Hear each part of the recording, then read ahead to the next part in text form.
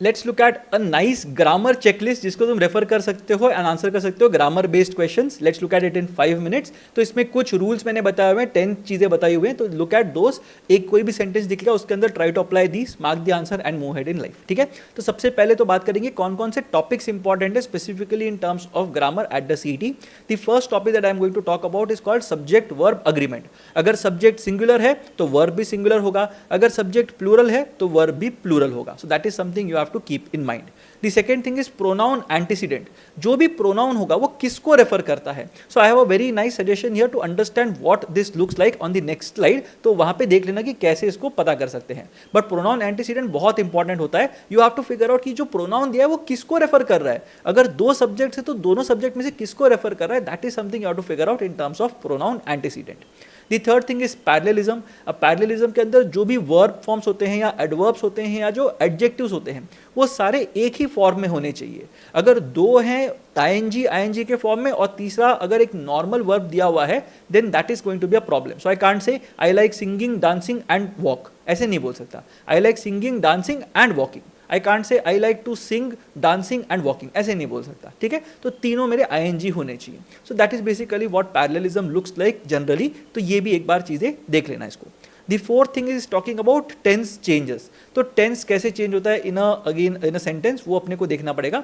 Because you will have to know that अगर मैं past tense में कोई चीज की बात कर रहा हूं तो मैं सडनली प्रेजेंट टेंस में नहीं आ सकता, सडनली फ्यूचर टेंस में नहीं जा सकता. That is something that I need to know. My tense should be consistent across the entire sentence. Does this mean that you have to understand present perfect क्या होता है, प्रेजेंट कंटिन्यूअस क्या होता है, सिंपल प्रेजेंट क्या होता है, simple past क्या होता है? Not required. It's not needed for you to know what tense has been used where. You just need to understand कि यार ये थोड़ा ऑकवर्ड लग रहा है क्योंकि यहाँ पे तो मैं पास्ट की बात कर रहा हूँ और इधर तो मैं कुछ अलग ही लेवल पे मेरा फ्यूचर चल रहा है. So that is something that you need to understand. By instinct is not a good word I know, but by instinct you have to understand कि भाई टेंस में कुछ तो गड़बड़ है. Next topic is prepositions. Prepositions are extremely important when it comes to the CET. तो on होना चाहिए, इन होना चाहिए, ऑन टू होना चाहिए. All these are very very important, right. So prepositions काफी इंपॉर्टेंट होते हैं. So I will be having a different video in terms of what exactly to do in terms of grammar questions, तो वो देख लेना. But prepositions are very important when it comes to the CET. Lastly idioms बहुत important होते हैं. तो अगर idioms नहीं पढ़े हैं, ईडियम्स के बारे में आइडिया ही नहीं है, so I have a short video जिसके अंदर there is a document that I have put up. तो if you join a course you will definitely get a free course that you will get access to that document. तो वो एक बार download करके देख लेना. उसके अंदर सारे कॉमनली आस्क्ड ईडियम्स मैंने डाले हैं with their meanings. So have a look at that document. I will link to that video in the description box below. तो do check it out once. अब इसके आगे चेकलिस्ट क्या क्या होनी चाहिए. तो 10 pointers I have put here. ये 10 पॉइंटर्स देख लो तो तुम्हारा सीईटी का ग्रामर का क्वेश्चन मोस्टली निकल जाएगा.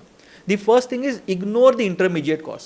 कभी कभी क्या होता है, the teacher along with the students, तो along with the students जो है ना वो एक intermediate clause आ गया. Sentence teacher के बारे में है, sentence students के बारे में नहीं है. The teacher along with the students did something, ये question है, right? तो along with the students या उसके बारे में extra कुछ information दिया होगा उसको ignore कर देना. टिपिकली 2 कॉमास के बीच में जो भी क्लॉज होगा ना उसको इग्नोर कर देते हैं. तो वो वाला part you can ignore. Clause को इग्नोर करना, वर्ड्स को नहीं. ठीक है, तो यहाँ पे if you ignore the intermediate clause your answers will generally be spot on. उसके बाद ask the question who to the verb. तो जो मैंने पहले बताया था कि प्रोनाउन एंटीसीडेंट के बारे में, यहाँ पे same logic you can apply. Verb को पूछना है कि who are you talking about. ठीक है, तुम किसके बारे में बात कर रहे हो. प्रोनाउन को भी सेम क्वेश्चन को पूछो, who is this person referring to. ठीक है, तो ही, हिम, शी, हर जो भी लिखा हुआ है किसके बारे में बात कर रहे हैं वो समझ में आना चाहिए. तो ask the question who to the verb कि who is this verb referring to. The third thing is adverbs should be closer to the verb. तो भाई किस वर्ब के बारे में, उस किस वर्ब को मॉडिफाई कर रहे हैं वो देखना पड़ेगा और फिर adverb की बात कर रहे हैं. ठीक है, तो यहाँ पे if someone is walking slowly तो walking और slowly दोनों साथ में आने चाहिए, राइट. कोई भी जगह पे अगर 2 verbs होंगे तो adverb जो है किसको रेफर कर रहा है that is very important. तो ये समझ लेना, adverb should be right next to the verb or closer to the verb that they are referring to. Next, pronouns should match in number and gender. तो अगर पहले बोला है he decided that he was going to do something, right? They decided that they were going to do something. Someone decided that they were going to do something बोल सकते हैं, he नहीं बोल सकते, right? So he generally हम लोग use करते हैं नॉर्मल सेंटेंसेस के अंदर, but that is not appropriate. तो यहाँ पे अगर मेरा पहला वाला बोल रहा है everyone, तो तो यहाँ पे होगा ही और शी होगा, या फिर देयर बोल सकते हैं, but we can't say everyone says that he should match up to their parents expectations, not really. तो शी को मैचअप नहीं करना चाहिए पेरेंट्स एक्सपेक्टेशंस के साथ, नहीं। सो यहाँ पे pronoun should match in gender, and number वो होता है जहाँ पे मैंने बोला था सब्जेक्ट वर्ब अग्रीमेंट, तो प्रोनाउंस जो है वो नंबर में भी बराबर मैच करने चाहिए। Next, parallel structures should be adhered to, तो देख लेना अगर 3 वर्ब्स मिल रहे हैं कहीं पे या फिर 3 एडजेक्टिव्स मिल रहे हैं, तो यू शुड हैव बोथ और all 3 adjectives that are in the same manner, that are written in the same manner, वो होना चाहिए, तो ये देख लेना। 6th thing, check the articles usage, a and the बहुत ज़्यादा इंपॉर्टेंट होते हैं स्पेशली सीईटी के अंदर। So when we are talking about a और an, we are basically talking about the thing that comes after that. अगर उसमें vowel sound होगा, I am not saying vowel से स्टार्ट होना चाहिए, बट वॉवेल साउंड होना चाहिए। तो ऑनेस्ट जो वर्ड है HONEST, वो वॉवेल से शुरू नहीं होता, बट वो वॉवेल साउंड से स्टार्ट होता है। सो यहाँ पे आर्टिकल आएगा एन, राइट, बाकी जगह पे आएगा a, and when we are referring to a specific thing तब आएगा the. So the United States of America, the United Kingdom, the Taj Mahal, the Eiffel tower, तो मैं द की बात कर रहा हूं यहाँ पे, ठीक है। तो the will be for a specific thing that I am talking about. 7th, tenses should be consistent slash logical, मैंने पहले ही बता दिया भाई, टेंसेस बराबर होने चाहिए, टेंसेस में गड़बड़ नहीं होनी चाहिए। नेक्स्ट, चेक फॉर रिडंडेंसीज, बहुत बार ये होता है दैट रिवर्ट बैक ऐसे कुछ आएगा, रिवर्ट बैक कुछ नहीं होता, रिवर्ट का मीनिंग है कि you are going to come back to me with an answer, right, so उसको बोलते हैं revert back.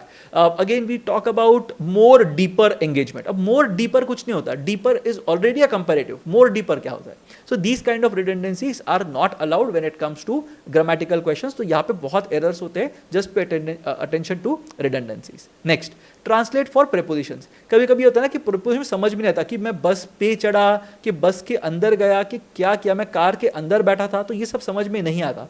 Translate it into your language, be it Marathi, Hindi और any other language that you normally speak, and जो translation करके जो word आएगा उसको mark कर दो इंग्लिश में वापस ट्रांसलेट करके, mostly will be right. I know that in some cases you might not be right, but अगर कुछ भी आंसर तुम्हारे पास नहीं है, translate it and whatever word directly matches whatever you are using उसको मार्क करके आ जाओ, यू शुड बी फाइन, ठीक है। तो काफी केसेस में ये काम आ जाएगा। And the last thing that is a part of this checklist is think literally in terms of idioms. तो अगर बोला गया कि भाई एक डक इन अ थंडरस्टॉर्म, ऐसा कुछ अगर एक इडियम आ जाता है, तो यू हैव टू अंडरस्टैंड एक डक एक थंडरस्टॉर्म में क्या करेगा बेचारा, राइट, तो वो होपलेस है, वो कुछ कर ही नहीं पाएगा बेचारा duck, that is basically the thing. अगर मुझे क्लाउड्स दिख रहे हैं ऑन द होराइजन, तो क्या मतलब बना इसका, is it a good thing और is it a bad thing. तो बारिश होने वाली है, वही क्लाउड्स मुझे दिखाई देंगे, व्हाइट क्लाउड्स अगर मुझे दिखाई देंगे तो why will I sit and tell you कि अरे मेरे को व्हाइट क्लाउड्स दिखाई दे रहे हैं, not really, but dark clouds अगर मुझे दिख रहे तो ही मैं बताऊंगा। So think literally in terms of idioms and you should be fine, उसके बाद your answers will start becoming better. तो ग्रामर के अंदर अगर ज़्यादा आइडिया नहीं है, so lose the last 2 things that I have mentioned here, and I think you should do a good job in terms of grammatical error वाले questions.